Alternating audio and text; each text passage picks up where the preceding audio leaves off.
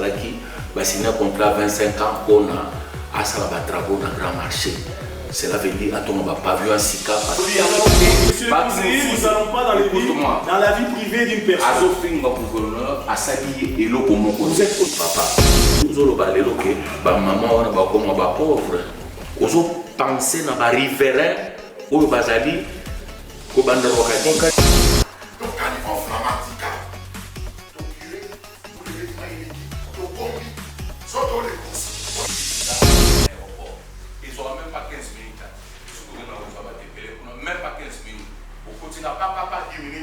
sans complication. Pendant la personne, il y a terrain, aucune affaire foncière, c'est la DSP, disons, accompagné par la compagnie.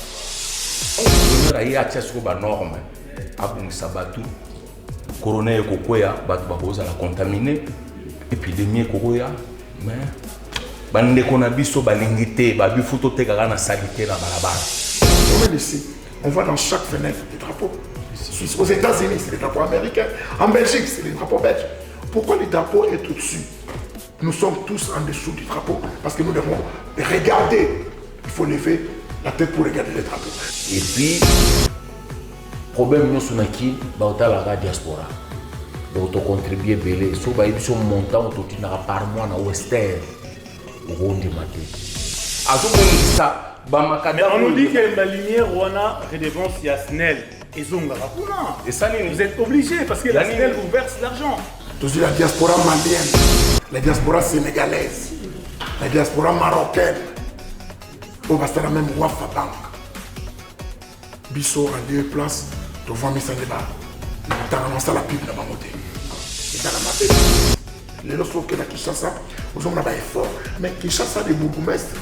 La question facile, développer dans la base. Les bourgmestres, les communes ont des quartiers.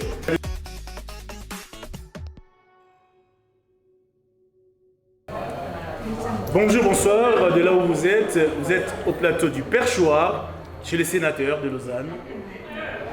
Nous avions eu l'honneur de recevoir une délégation, des hommes qui ont une vision de la conduite des affaires en RDC et pour la diaspora. Une vision pour la diaspora, pourquoi? Nous avions remarqué que dans les années écoulées, la diaspora a eu beaucoup de difficultés pour émerger dans son propre pays, qui est la RDC. Et ce soir, cet après-midi, j'allais dire, une délégation est venue de Kinshasa. Nous avons M. John Yabusele, qui est le fondateur de DRC. Il nous expliquera tout à l'heure, pendant quelques secondes, d'où est venue cette idée.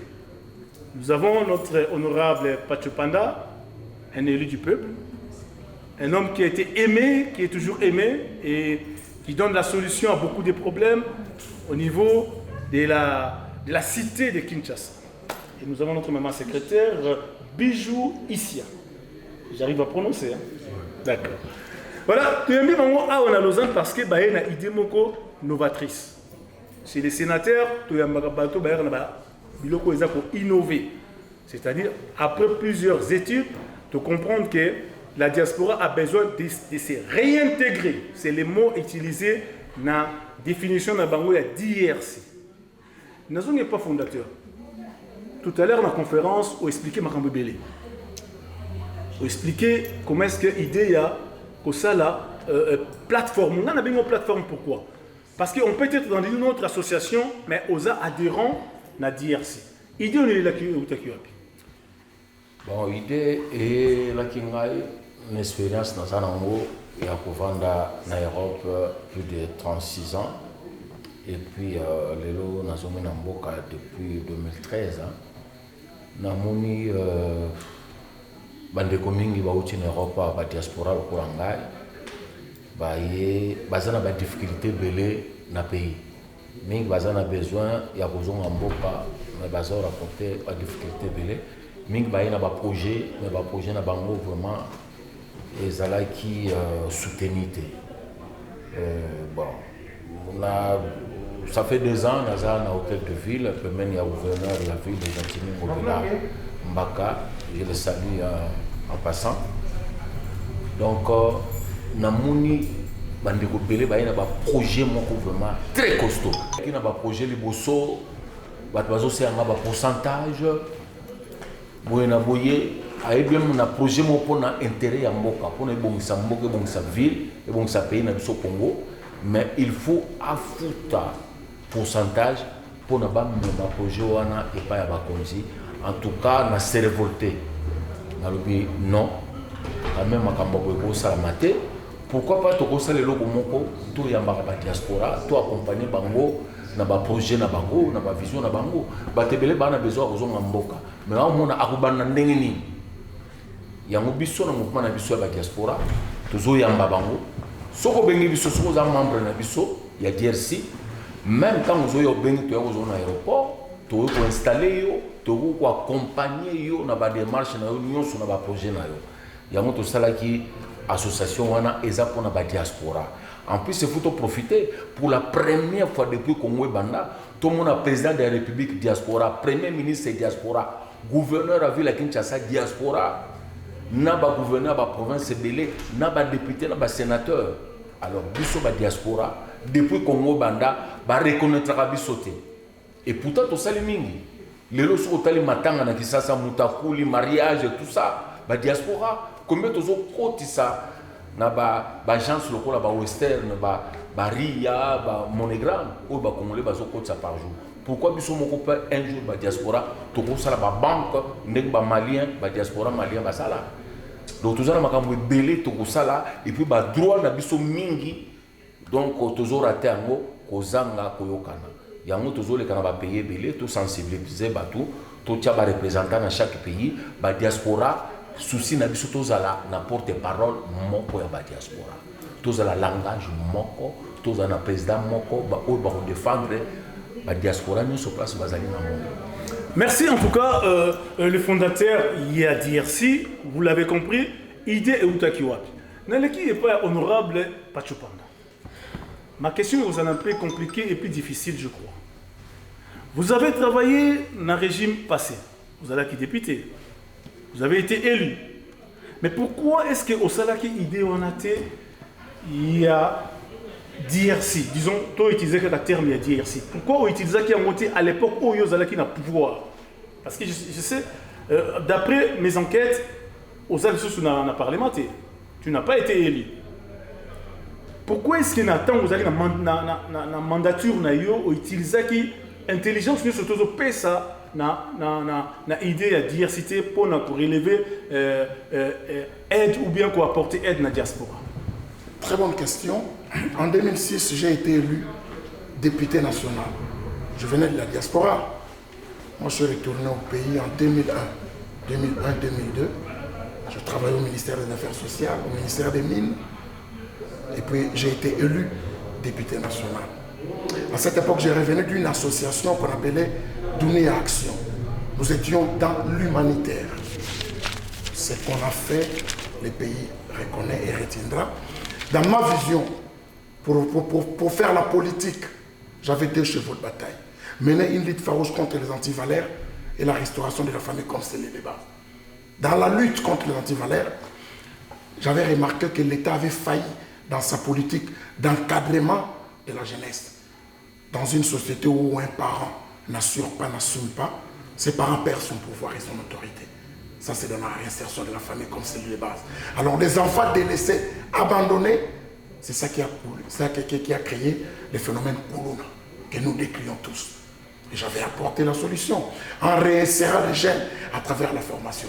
J'avais pris l'échantillon de 380 jeunes, je les ai ramenés à l'INPP, on les a formés, ils sont dans la société. Après les avoir dotés de kits de réinsertion. Donc, Dieu étant Dieu, j'avais fait ma part. Ici présent, John, Maître Yaboussé, a eu l'idée géniale maintenant de créer la diaspora réintégrée au Congo. Parce qu'il avait constaté qu'on était éparpillés. Chacun œuvrait dans son coin. Au moment où les autres communautés vivaient dans la solidarité, nous, on était dans la désolidarisation. Voilà pourquoi j'ai adhéré à la DRC. En son temps, j'ai fait ce que je pouvais faire. Et lui, il a fait ce qu'il a fait. J'ai adhéré dans ça parce que je trouve qu'il y a symbiose, il y a complémentarité, il y a continuité d'idées. Voilà pourquoi j'œuvre dans la DRC comme rapporteur. Parce que l'idée, elle est géniale et formidable. En fait, nous constatons, nous remarquons tout simplement que nous vivons en division. Aujourd'hui, il n'y a plus d'excuses. Il n'y aura plus d'excuses. Parce que c'est la diaspora qui dirige dans tous les domaines. Qu'est-ce qu'on dira demain si on échoue aujourd'hui?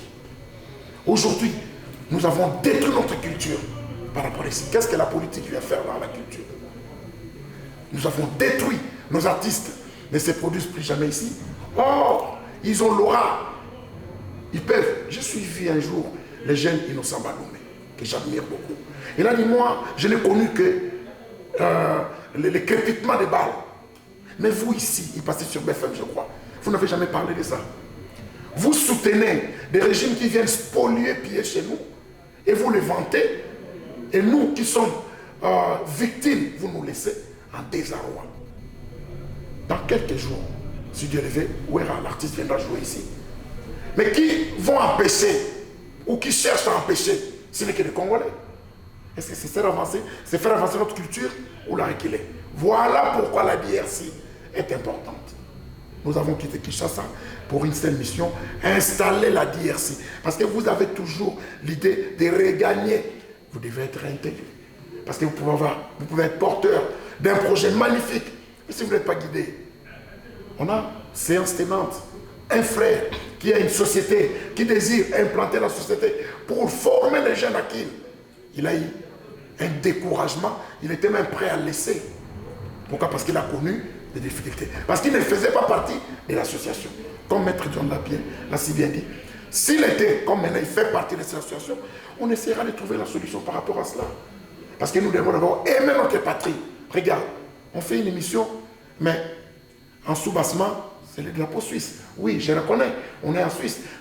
Vous êtes citoyen suisse, je comprends. Mais on se promène ici, on voit dans chaque fenêtre des drapeaux suisses. Aux États-Unis, c'est les drapeaux américains.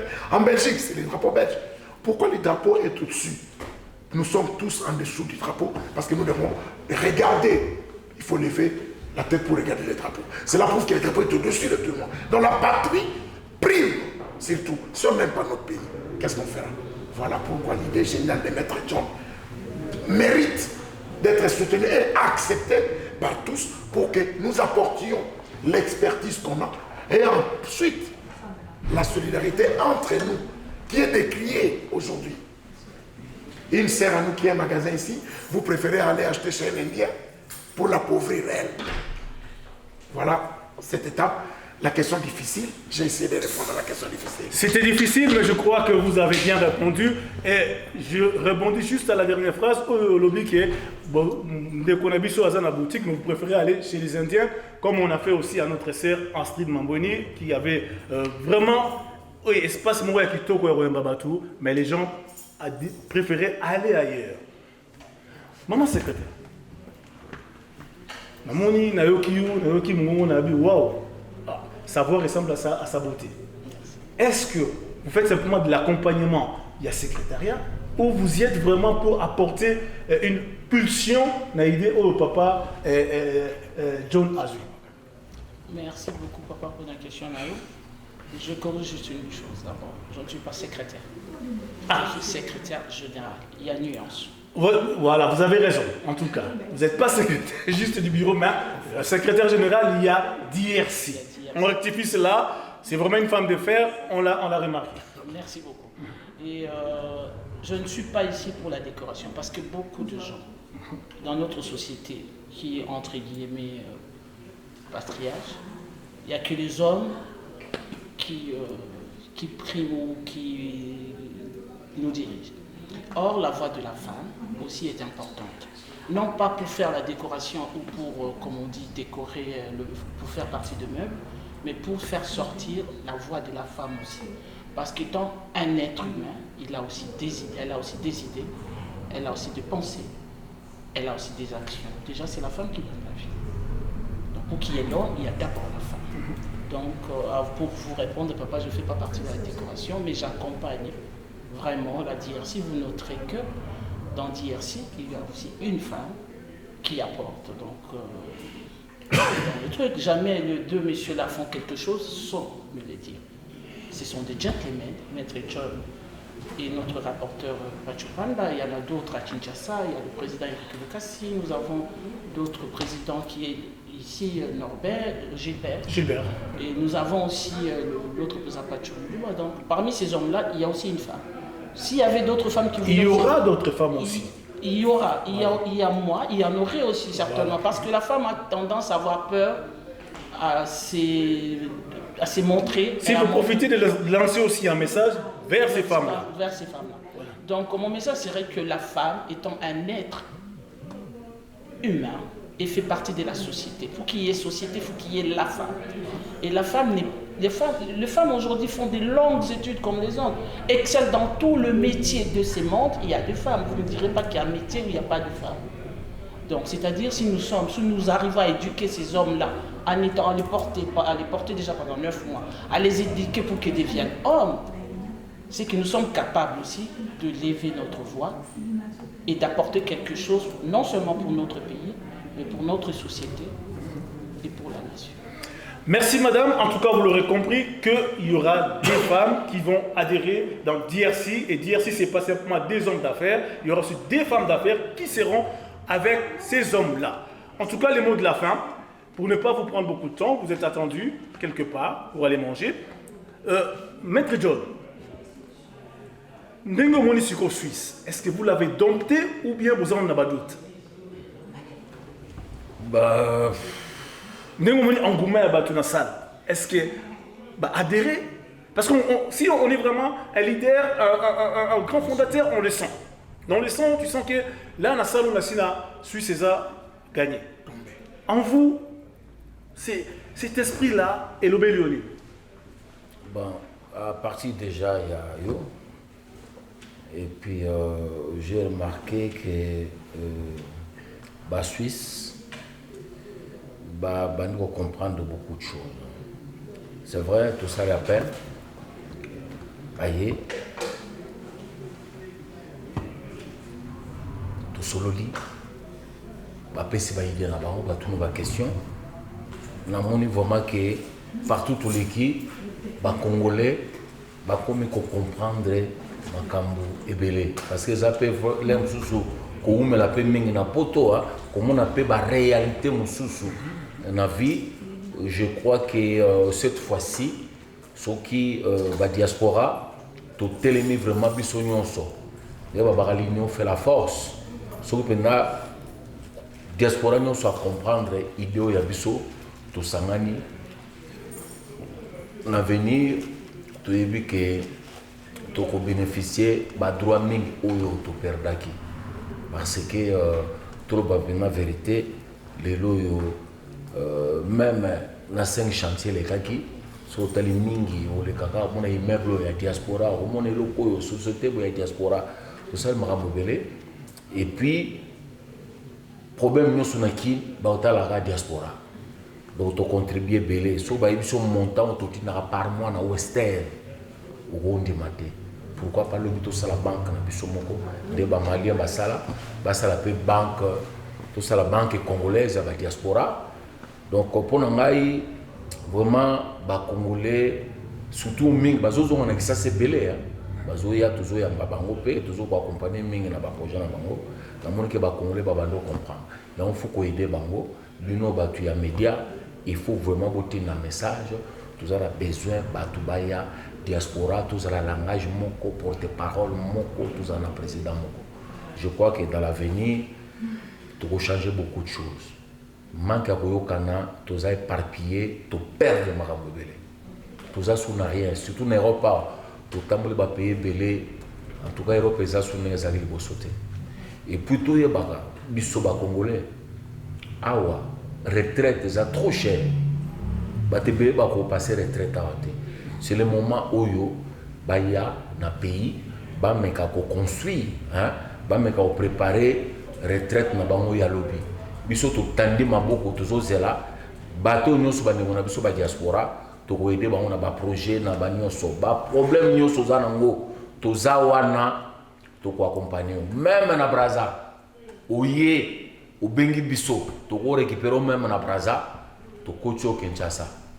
Donc message yangoana. Tous à la uni, tous au benga bino boya, la diaspora, to bandi kozonga sima mingi. Donc, to récupérer ba droit na biso. Pour la première fois, président diaspora, premier ministre diaspora, gouverneur, tu as la province kolbate, ba député, ba sénateur, ba diaspora. Yangwana na sali penga appel na ba diaspora nyonso boya na biso le mona DRC ou aza membre ya DRC. Donc à vous la soutenir na biso quoi. Si je ne vous pose pas cette question, on me dira, sénateur, vous n'avez pas usé de votre Sénat. En tout cas, vous êtes conseiller, il y a gouverneur à Ville Kinshasa. Balobi, salubrité, vous descendez à Kinshasa, Solo et partout. Que faites-vous alors dans vos bureaux? D'abord, nous avons au Ketina Kinshasa sur la poubelle. C'est faux. Ne dites pas moi, regardez plutôt la caméra. Justement, les Congolais, entendez-vous une réponse? Ça c'est un jaloux.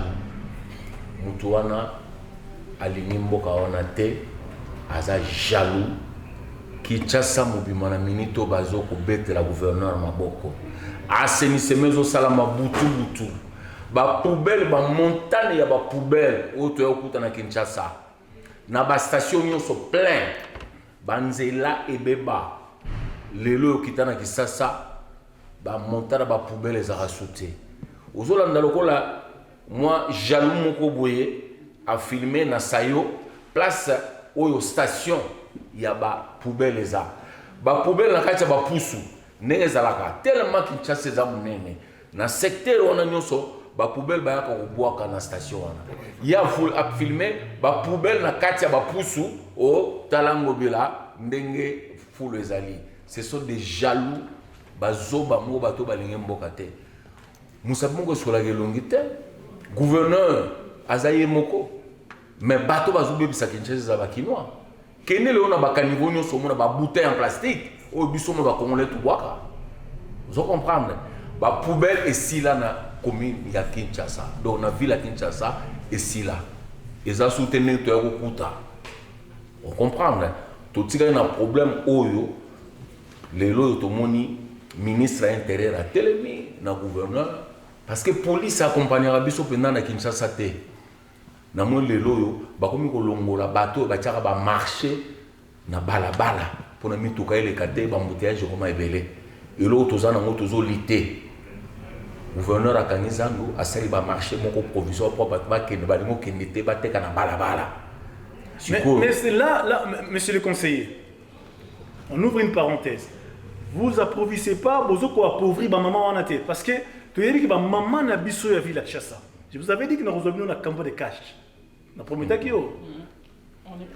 Vous avez vous avez rendre ma famille plus pauvre en les privant dans Moussala Basalaka tous les jours, sachant que l'économie ambulante, au tempo, il y a un moment où il y a un temps qui s'acabana, il y a un temps qui s'acaba famille, il y a un temps qui s'acaba poto, et puis nous avons privé bango de ça. Sans vous payer ça, et le comme sous en compensation. Mais c'est les journalistes. Tous les Congolais. Et puis tous les Kinois. Réalité, les moussous les As-Kuna, sur place, Bino Bakuzan, les Banda Bozoé Bangote. Mobutu Atonga Zandu, il y a mon marché central en 1971, 71. Il fallait que l'État y a marché wana. Ba commerçant ba benga gouverneur a même ba député ba kenda. Un certain Libanais, monsieur Hassan, a signé qui na kimbembe bato bazalaki gouverneur azalaki ba signé contrat 25 ans pour na asala ba travaux na grand marché. Cela veut dire atonga ba pavillon sika, ba pavillon oyo. Président Mobutu atonga ki paie son âme. Et comment il déjà à Kala, basala qui a mon bata Kinshasa, population elle est mintée. Il fallait que ça va pas en sika. On dit 60 000 personnes trafiquent sur le marché chaque jour. Voilà. Donc marché wana, il y a 104 magasins entourés en 104 magasins. Mon zo qui na poche na toilette ezate, ma ezate, courant ezate. Na kati ya marché, na balé nyonso bana komona wana mutu ke etem na pavillon 5, nyonso batongi bakuzu, baba, ba restaurant. Na kati ya balé wana, tozanga ba image. Pona koke na ba rayon moyen te fogunza mokende bo mulili na kati tongi na kati en désordre. Yango monaki ba mama moyen bava na kati na chaleur wana soki mbule beti na batolo wana etali na kati ya marché mai ezokwela bango na kati ba client bakota su na kati te oleka nzela nini kuna ka bakuzu makamuto muna te omona ke bato bazaki liboso balinga mboka wana te ya omoni bato bakende koteka na libanda na barwa kadin so omoni lelo yo papa yo zoloba lelo ke ba mama wana bakoma ba pauvre ozo penser na ba riverain oyo bazali ko banda rokadingi lowa luvwa kato itaga okukela bango mawa bazana vite basomba bandaku mutu ba moye kote ya te liboso ndaku marché ya pamba te ba construit ba boutique liboso lupango na bino moye mutu ke kota te muta piqué crise moye ba tia na mutu ko ba meme na hôpital ya te fu ba meme na mukongoti na venir lokwa bakasabu gouverneur avant Kamazandu 2 mois avant témoin numéro 1 l'honorable Pacho Panda 2 mois avant a construit ba marché Itaga Kasavu batie marché pour na bata ba bijoux ba kabelo marché moko na Kabinda plateau marché mususu na Rai na 24 novembre na Rai marché à Kalembelembe to bongisi au moins 6 marché mususu etongami au moins 10 000 places na Wileri na Rai bokende kuna en entendant tout ça la travaux mais population surtout les population quinoise et amabe ba quinois mingi baza très fâché ba commerçant oyo zolo bawana ba boko ke na ba marché wana ba préférer ba teka wapi na ba veni wana na lobby avenue Kasavu vous bloquer avenue Bokassa bloquer siko mama wana pona lesa bana il faut kanga balabalo wa munene Bokassa oyo soko wuti na cité pona que le ville avenue moto anango soko wuti ville pona que ne cité Kasavu bi moto zanango mama wana pona biloko ne teka mafate kana kati ya makadam na avenue Kasavu o ba ebisio wana c'est faux ba marché za bato bazate na ba marché wana balingi bateka na barabara biso to okuta na ebisio ke na tango confinement ngana zaki chargé ya nini ya kolongola ba mesa na banzela ba venu za na makadam lokola ba kato lokola ba itaga olongwe ba rombo keti Kinshasa ba côté académie des beaux-arts makadam me batonga na ba matériaux durables basali pavement na kati ya balabala lokola kato eza tilelo boke no mona ba itaga tant gouverneur ayi atia soko ba norme abungisa batu corona ekokwea batu bakoza la contaminer épidémie ekokwea mais bandeko na biso balingi te babifuto tekaka na salité na balabala mesa yango me ya préféré teka e place mutuka ekoleka ya zoteka wana kende lelo otala na tipka na zigida oya na zandu place na lobby kende lelo na bagambela o mutuka bana okota moko ndimate wana peka faute gouverneur mais en tête ba marché ya sali eza vide ce qu'on expliquer kuna ba mama wana so bateki na marché wana ba olesa bana te il faut bateka na balabala ba route secondaire oyo lelo ko éviter ba embouteillage to tkeleka na 2 avenue Munene et tkeleka ka Wileri na poilu ba venir tout comment va marcher.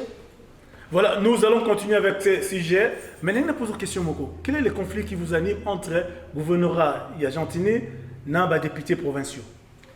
Koloba député provinciaux te. Koloba fou ya Mak Mkebai. Voilà. Oyo aza payé. Je devais le recevoir. Yo kangai. Oyo aza payé. Mak Mkebai a voté Argentine. Moi j'étais là. Ah, d'accord. A voté.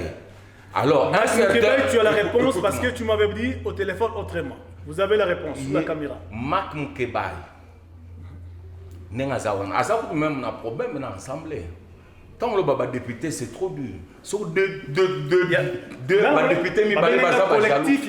tu sais pourquoi? Voilà. Parce qu'ils ont eu l'argent, il y a Libanais, on n'a pas empêché, mais ça là, il y a Jean-Tini Ngobila. D'accord. Vous avez la réponse, internaute. Bon, qui réponse, il y a conseiller, il y a gouverneur avec la Kinshasa Jean-Tini Ngobila, que les collectifs des députés, je précise bien, les collectifs des députés ont reçu l'argent du main d'un Libanais. Oui.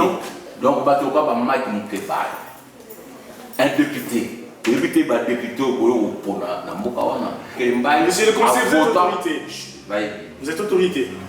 Mike Moukebaï, il en a pas proposé. Il y a des autorités ou des autorités. Pourquoi on fait un gouverneur et à ville? Le gouverneur a dirigé plus de 19 millions d'habitants. Voilà, tout justement, vous ne devez pas emprunter chez Menaye. Parce que Bino, vous avez encadré. Vous avez aussi résoudre simplement son souci. Marc Moukebaï, Aza vraiment, Aza depuis tout va voter dans l'Ingwala. Et là on y a ça dans l'Ingwala. Kendel Bosona Baon. Parce que ça peut mon Ingwala Taya Koya.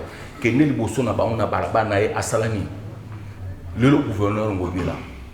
Talaba route où existe jamais na Kinshasa. Le kola Belengesa, le kola Baki Kwiti, Oazo Kotonga Yasika. Moutani wana te ba lumière Kinshasa mobimba. Azo bongisa ba makada. On nous dit que la lumière wana redevance ya SNEL et Zonga Rakuna. Et ça vous êtes obligé parce que la SNEL vous verse l'argent.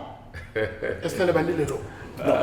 Honorable, vous aurez des questions, c'est là. Écoutez-moi. SNEL et reverse Rabino ba. Papa, ndimana nous depuis 40 ans na mboka wana ba wileri ba kasavu be pelaka soute papa. Si. Ndima mutoyo apelisi yango. Tola na makamuna simate et tokoma débat mususu. Ndima gouverneur aye tala Kinshasa ndenge zalaki na Noël bonne année au kanisa paradis. Kinshasa lelo yo batu ba osala assainissement butu mobimbati tongo na ba makadamu eza éclairé. Lokola ba veni Kasavubu bana mususu ba abota makomisi na 30 ans atikala komona mwinda te. Mais amoni yango lelo ba wileri oye ba sendui Matamba la monde boulevard Lumumba, qu'on a première routine échanger alimentaire éclairé. Mouto azozong saba espace vert. C'est Jean-Tini Ngobila. Mais vous laissez boulevard Kimbuta fonctionner. Vous laissez boulevard Kimbuta fonctionner, monsieur honorable. Papa, vous laissez boulevard Kimbuta, là où il y a la débauche, la dépravation des mœurs. Vous laissez fonctionner. Ok, monsieur le journaliste, Tokoki Kosili Sakisasa Mobimba, il y a 2 ans, papa, toujours qu'il est malin. Ozo le là-bas poubelle, non? Ozo la poubelle. Alors, tout est là-bas poubelle, mais tout est là, avenue Kimbuta, avenue Amukewana. Tout est là, avenue Kasavubu, Bokasanini, mais tout est là, avenue Kimbuta. Ils ont combien de mètres? Na Kimbuta, tout tient bourgmestre, na Kimbuta, député Bazate. Et là, on toujours bossé na biso ba Congolais. Gouverneur y a ville. Beaucoup de les charges n'y sont ya ville à Kinshasa et le gouvernement central. Moussala Ovedeni. Nous sommes à l'hôtel de ville. Ils ont 50-50. Bah venir aux Zolobawana, bah grande avenue, le col bah où les riba Kassavou, c'est le gouvernement central. Mais le gouverneur a salamoyé moko. Mais bah tu vas critiquer. Combien au gouverneur azora par mois? Au Sakaye, dans le gouvernement central. C'est à vous de nous le dire. Ah ouais. Nabinayo, gouverneur Ngobila, le pauvre, a un hôtel de ville, à Kouta Banyongo, où il y a le Baye Moko, Boyoka Montant, où il y a toujours Fouta. Papa, Banyongo, salité partout dans Banyongo. Dans la mandature, il y a Pachopanda. Oui, vous êtes à côté de lui. Justement, la mandature n'a pas honorable parole. Vous laissez n'a pas ses paroles. Les lots, tu se retrouves dans le boulevard Moko où les enfants ne vont plus à l'école, dépravation des mœurs. Sénateur, de par le monde, la diaspora a toujours joué un rôle très important pour le développement Mboka. Depuis que ce monde est monde. La diaspora juive, tous exemples, tous la diaspora malienne, la diaspora sénégalaise, la diaspora marocaine, au bastara même Wafa Bank. Bisso en lieu et place, tu vois, mis en débat. Nous avons lancé la pipe dans ma côté. Parce que en fait, on a un rôle à travers l'association. Au dérouler Bissoté, l'association à travers l'association de diaspora, tu le as membre de la Kotawa. Pour la vision, tu as il y a quoi apporter expertise. Tu mets la bamboko. Tu mets mon ambo cannabis. La place, tu critiques, tu proposes pour tout réussir. Kinshasa était construite comme ville pour 400 000 habitants. Les lots, tous les 15 millions d'habitants. Et le marché central était plus urgent pour deux raisons. Un, la raison elle est d'abord culturelle parce que marché central est un lieu culturel, endroit culturel. Deux, Une référence de Kinshasa. président de la République, la RDC a abrité sommet à francophonie. Vous avez accueilli bien beau. Président Fachi a dirigé l'Union africaine. Tant que Payana Bayaka, Zando Bagineta Yangoana. Zando Ane Bagineta. Et Zando Salamina a néonini. Les lots, ceux qui va créer. Est-ce que c'est un problème? Moi je pense qu'il y a un problème, mais on a mis la politique de autre de là que je m'y mette. C'est tout, on ne va pas nager dans ça. Mais ce qui est vrai, Kinshasa, si j'avoue ici, Kinshasa est Bongi aussi. Mais si je soutiens ici, Kinshasa est Bongi aussi. Toquer là palier par palier, toquer là domaine par domaine. Les lots, Kinshasa qui a insuffisance à lumière. Bandal, c'est Paris. Bon, on a les lots n'est pas éliminés. Bandal, c'est Paris.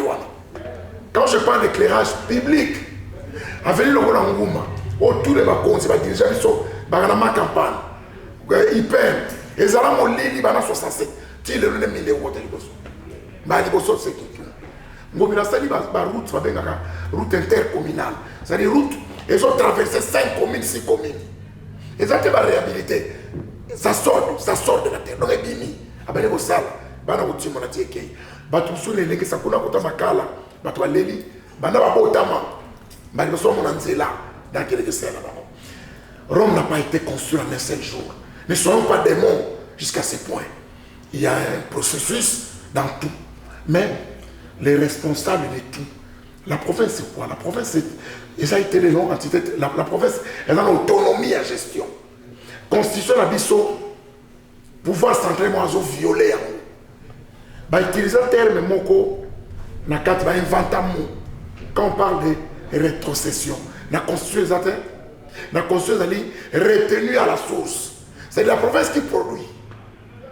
À la source, ça dit 40% peut permettre à investir dans la province. Ah bon, c'est ça. Le gouvernement central est d'accord. Et c'est un peu de c'est pas là.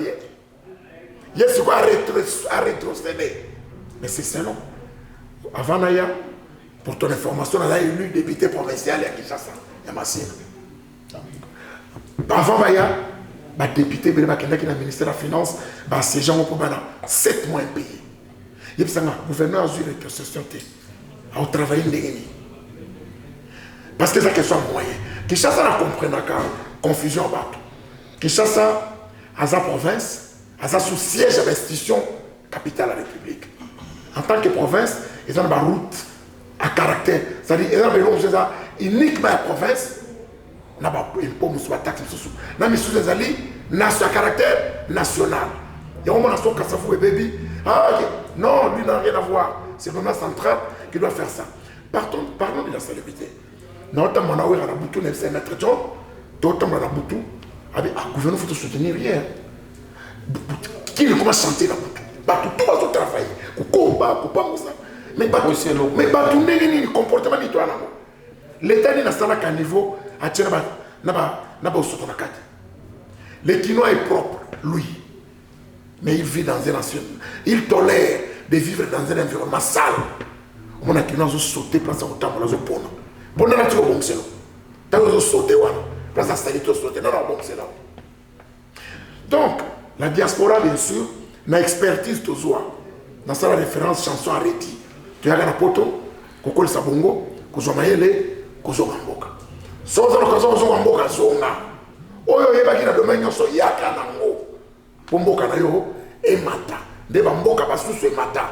Insulter, critiquer, ne pas reconnaître. Où ils ont salema, ils ont ma bé makasi. Les lorsqu'on est à Kinshasa, ils ont un effort. Mais Kinshasa, les bourgmestres, la question facile, développer dans la base. Les bourgmestres, les communes ont des quartiers. Ces quartiers ont des chefs de quartier. Les chefs de quartier, les quartiers ont des rues. Ces rues ont des chefs. Ceux qui sont imprégnés, ils sont impliqués, ils sont ensemble. Un quartier propre est égal à une commune propre. Une commune propre est égale à une ville propre. Une ville propre est égale à un pays propre. Donc c'est facile. Honorable Pache Panda, je crois que vous êtes attendu quelque part. On est obligé d'interrompre l'émission, mais nous allons le reprendre. Monsieur le journaliste, il y a Moni Mutoyo a raté l'élection présidentielle comme on a eu Mokia. On a ajouté le mafinga gouverneur de la ville. Avant on a beau marché, on a eu mot d'abord inachevé, mais si on ne pas na ye, les bosso ya Phoenix wana. Si on tali barabara on ne matériel, azo critiquer gouverneur. Si on tali les bosso ya Phoenix wana maboule zawana. Ya zo bazana mbongo, alinga oza même président ye, so bat ba votaki. Mais bimaka liboso na yo kondima te ozomona ke bato bazo critiquer na mutema mabe bato baopesa bango mbongo mpona bafenga gouverneur biso tange bana kini tokoki kotolere yango te kala mingi te tosala marche moko monene mpona soutien ya gouverneur bayungo balaki liboso basalaria bango lokwa mboka yango ya bango gouverneur asala te etikalaka bongo mpona baba gouverneur achoue bambendre wana totelemela bango. C'était là la parole du conseiller du gouverneur de la ville de Kinshasa, Jean-Tini Ngobila. Il a dit sa vérité, sa version de vérité. Nous aurons Mak Moukebaï la semaine prochaine qui a le droit des réponses. Vous avez l'invitation, on en a déjà discuté. Je l'ai eu avant vous, donc j'attends votre appel pour que nous ayons la conclusion de ces dossiers de salubrité et des non-paiements des députés provinciaux. Merci honorable, merci messieurs les conseillers, merci madame la secrétaire générale, je rectifie. Vous êtes content? Voilà. C'était là le perchoir du sénateur. Un prochain numéro, les week-ends prochains. N'hésitez pas, la connaissance et les savoirs fait rendez-vous des hommes libres.